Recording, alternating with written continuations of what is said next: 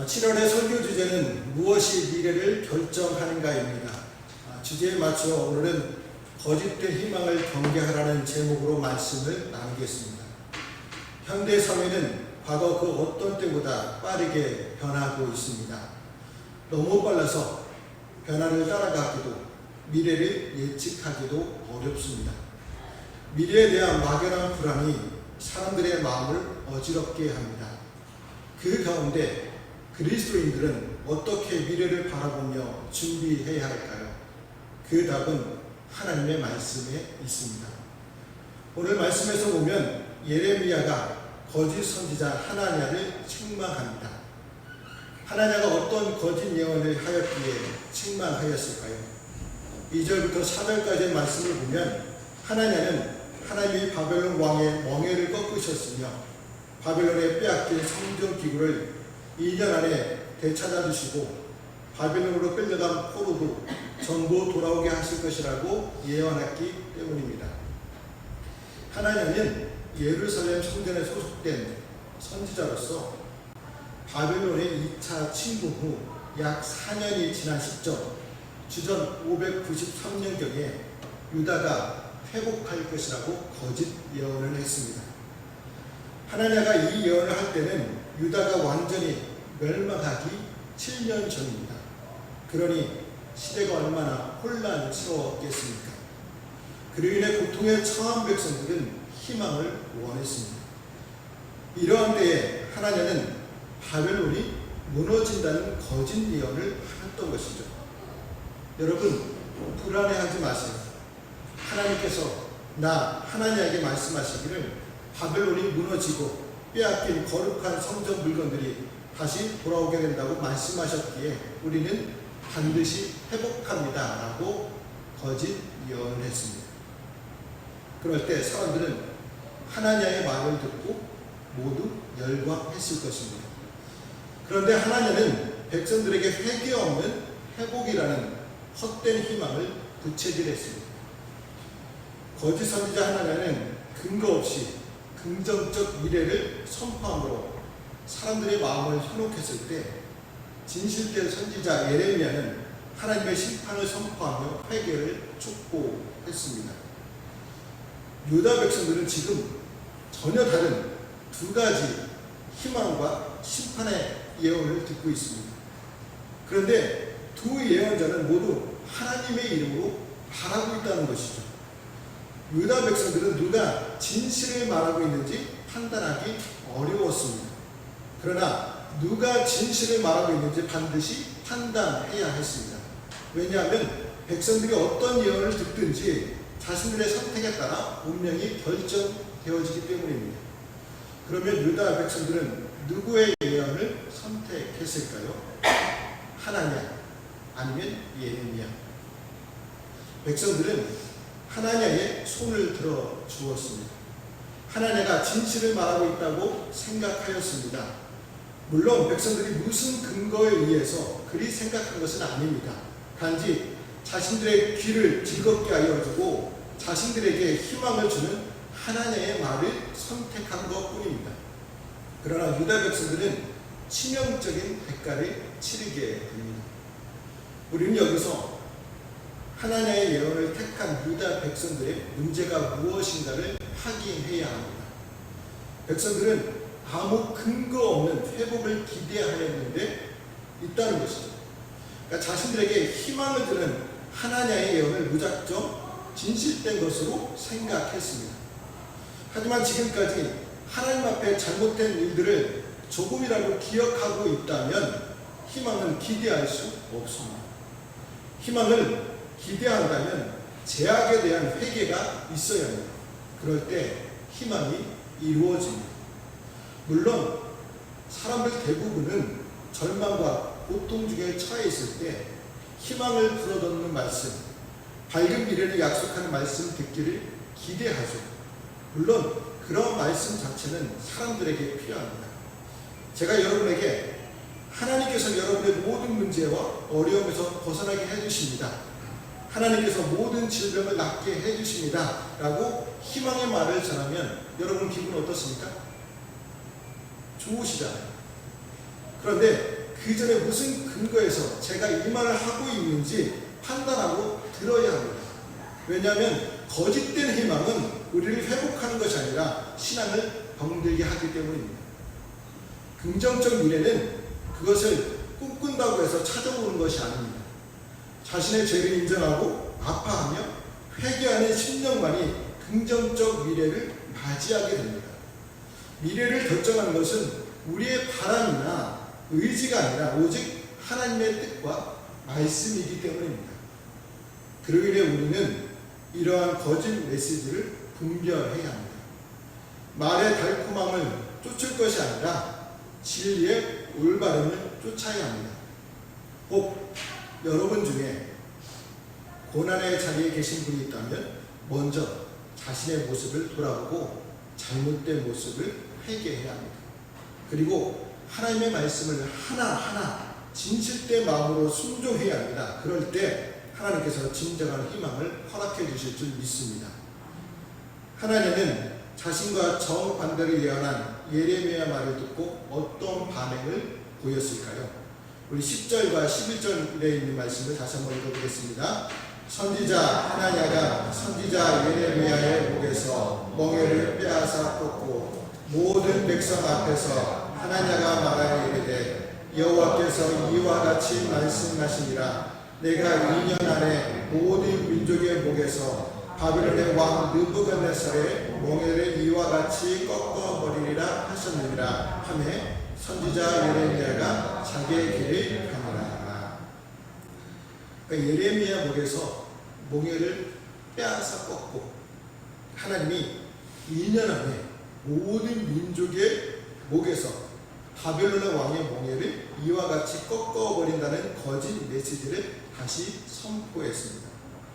하나님께서는 바벨론을 통해 남유다를 징계하시고 예레미야를 통해 유다 백성들이 바벨론의 통치를 받아들일 것을 명하셨습니다.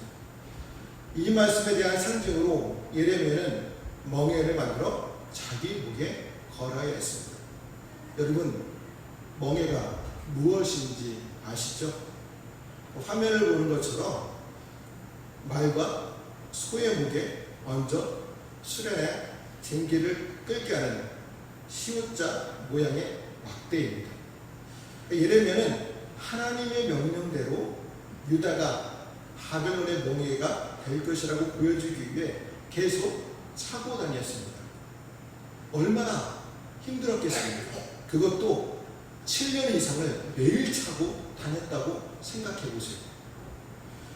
그러나 하나님은 자기 예언이 확신하다는 것을 보여주기 위해 예레미야가 걸고 있던 멍에를 빼앗아 꺾어 버렸습니다.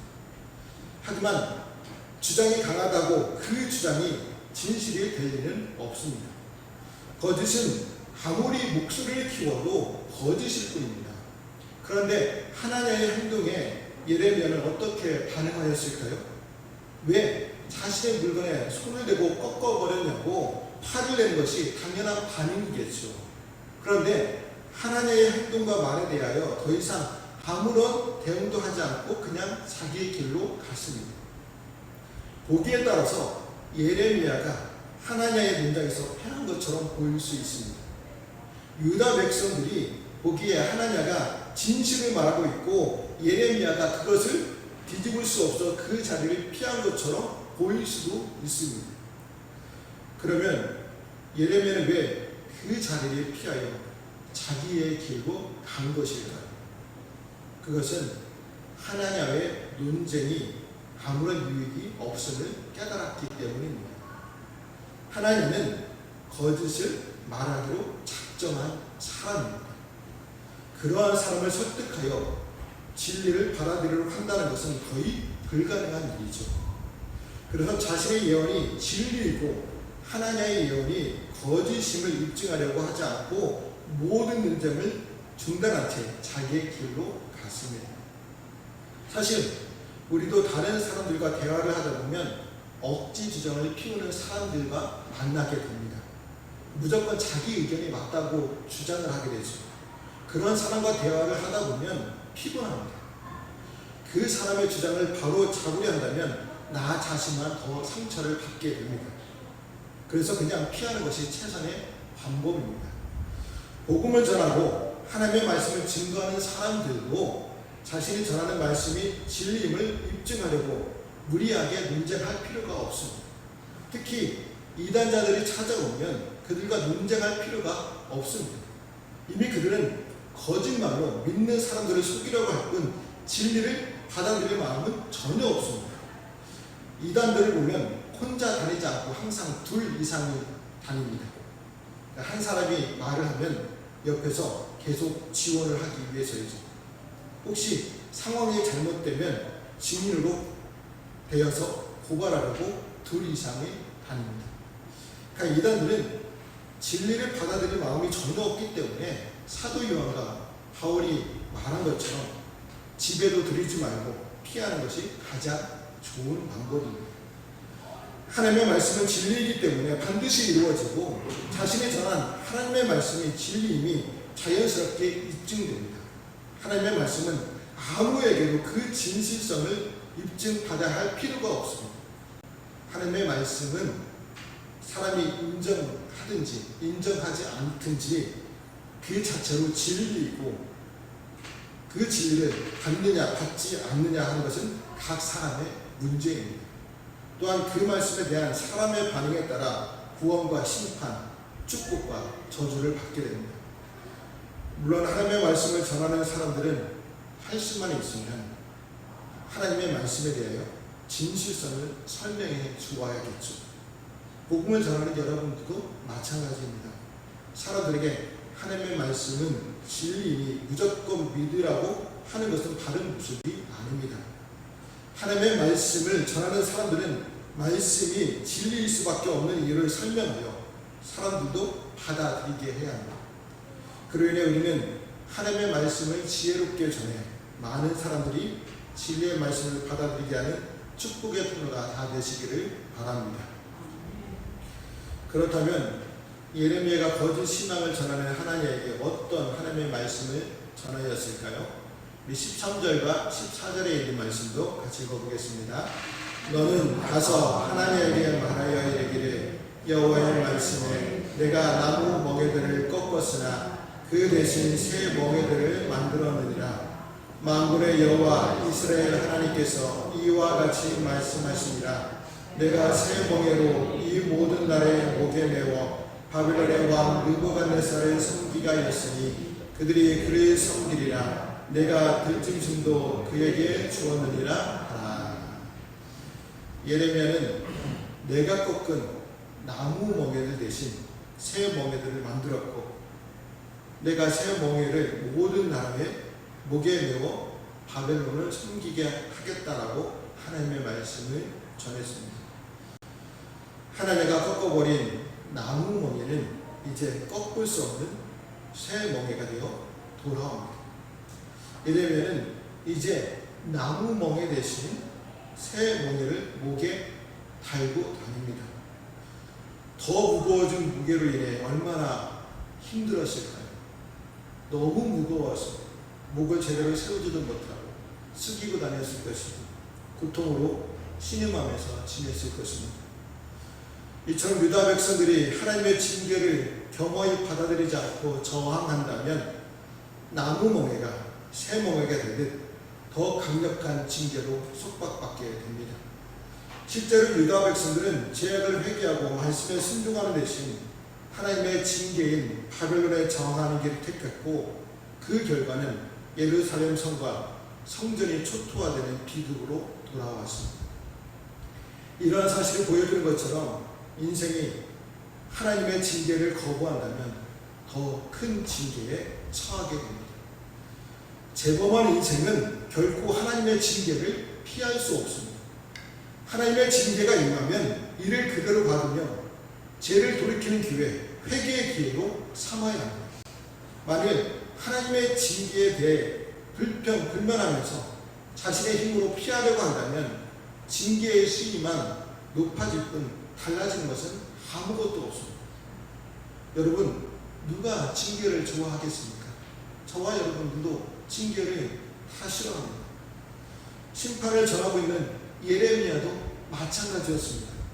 유다 땅이 초토화되고 70년 동안 포로 생활이 아닌 하나냐의 말처럼 2년 만에 모든 징계의 상황이 끝났으면 하는 마음이 간절했습니다. 하지만 잘못을 하면 징계를 받게 마련이고 하나님의 징계는 피한다고 해서 피할 수 있는 것이 아니죠. 비록 우리의 징계가 고통스럽다고 해도 다른 길이 없음을 알고 그대로 받아야 합니다. 그것이 힘들고 고통스럽다 하여 거부하거나 피하는 것은 더 큰 징계를 자초하는 어리석은 처신일 뿐입니다. 하나님의 징계가 잠깐 동안 우리를 고통스럽게 하겠지만 도리어 감사함으로 받을 때 우리 인생에 해가 되는 것이 아닌 도약을 위한 디딤돌이 됩니다. 징계를 통해 죄로부터 정결함과 죄를 멀리하는 삶, 우리의 삶을 새롭게 하시는 하나님의 은혜를 체험하는 삶의 자리에 더 가까이 나아가게 됩니다. 유다 백성들이 나무 멍에도 지기 싫어했다가 70년간 더 심한 새 멍에의 고통을 당하고 난 후 그들의 삶이 바뀌었을까요?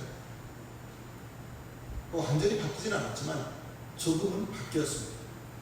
전에는 하나님을 섬기지 않고 우상을 섬겼는데 70년 동안 포로 생활을 마치고 나면서부터 우상을 전혀 숭배하지 않았습니다. 하나님의 징계가 얼마나 무서운 것인지를 몸소 체험했기 때문이겠죠. 처음부터 하나님을 잘 섬겼다면 지지 않았을 것을 나무와 새 멍에를 지게 되었지만 그들에게는 고진 감래가 되었습니다. 우리도 마찬가지겠죠. 비록 나무와 새 멍에의 징계를 받고 난 후 더 성숙한 신앙인이 되어야 합니다. 그러니까 나에 대한 하나님의 뜻이 무엇인지 알고 그 말씀에 순종해야 합니다. 많은 신앙인들이 하나님의 말씀에 순종하는 것을 어렵다고 생각합니다. 하지만 우리에게 하나님을 경외하는 마음이 있다면 순종하기 어려운 말씀은 하나도 없습니다. 하나님을 사랑하고 이웃을 사랑하는 말씀이 어려우신가요? 각자의 환경과 상황이 다르지만 있는 곳에서 조금만 관심을 더 가지면 하나님을 사랑하고 이웃들을 사랑할 수 있는 방법들을 찾게 됩니다. 우리가 하나님의 말씀에 순종하게 되면 그 말씀이 징계의 멍에가 아닌 잠언 1장 8절부터 9절에서 말씀하신 것처럼 머리의 아름다운 광과 목의 금거리 같이 우리에게 영광과 축복이 됩니다. 그리고 이제 우리는 징계를 통해 더 성숙하여져서 하나님께 기쁨이 되는 신앙인들이 되시기를 바랍니다. 마지막으로 거짓 희망을 전한 하나냐의 운명은 어떻게 되었을까요? 우리 17절 말씀도 같이 읽어보겠습니다. 선지자 하나냐가 그의 7째 달에 죽었더라.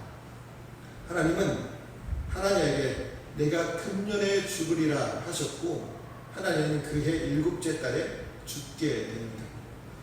하나냐가 말씀대로 심판받아 죽게 되면서 예레미야의 예언은 진실이라는 사실이 증명되었습니다. 이제 유다 백성들은 진실한 선지자의 예언의 귀를 기울여야 할 차례입니다. 그러나 그들은 헛된 희망을 포기하지 않았습니다. 전과 다름없이 죄악을 고집하는 삶을 살았고 예레미야를 비롯한 의인들, 진실한 선지자들을 핍박하는 짓을 멈추지 않았습니다.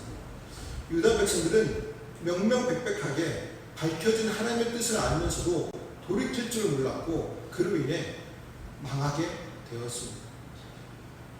왜 사람들은 사실로 드러난 것을 인정하며 받아들이지 못하는 것일까요?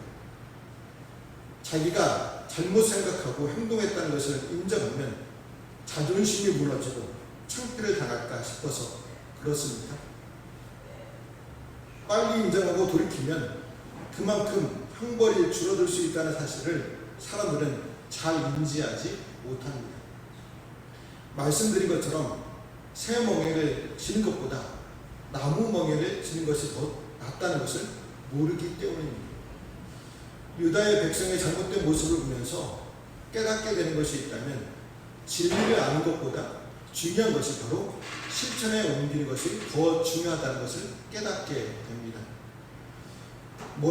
머리로는 아는데 실천으로 이어지지 않는다는 것이 문제입니다. 제가 저희 교회에서 3개월 전부터 친절한 성도되기 캠페인으로 먼저 인사하기, 먼저 배려하기, 먼저 전도하기, 먼저 전도하기를 진행하고 있는데 실천으로 잘 옮겨지지 않는 것을 보게 됩니다. 머리로는 해야 된다는 것을 다 압니다. 그런데 실천으로 이어지지가 않습니다. 왜 그럴까요? 먼저 인사하면 자존심이 허락하지 않으신가요? 먼저 배려하려니까 내가 먼저 대우를 받고 싶은가요? 먼저 정돈하려니까 귀찮으신가요? 먼저 전도하려니까 나만 잘 믿으면 되겠지 하는 마음이 있으신가요? 머리로는 아는데 왜 실천이 안 될까요? 이런 문제는 우리 교회만의 문제도 아닙니다. 많은 한국교회 교인들이 말씀을 머리로는 아는데 실천으로 이어지지 않아 사람들에게 신뢰를 주지 못하고 있습니다. 이와 같은 현실을 그냥 지나치지 말아야 합니다. 오늘 말씀을 통해 확인되는 유다 백성들의 악한 모습, 곧 무엇이 진실인지 무엇이 거짓인지 알면서도 거짓된 것을 고집하는 모습을 통해 우리 역시도 답답하고 있는지 돌아보아야 합니다. 이제 머리로 아는 것을 실천해야 합니다. 그럴 때 유다 백성의 잘못된 모습을 담지 않을 수 있습니다.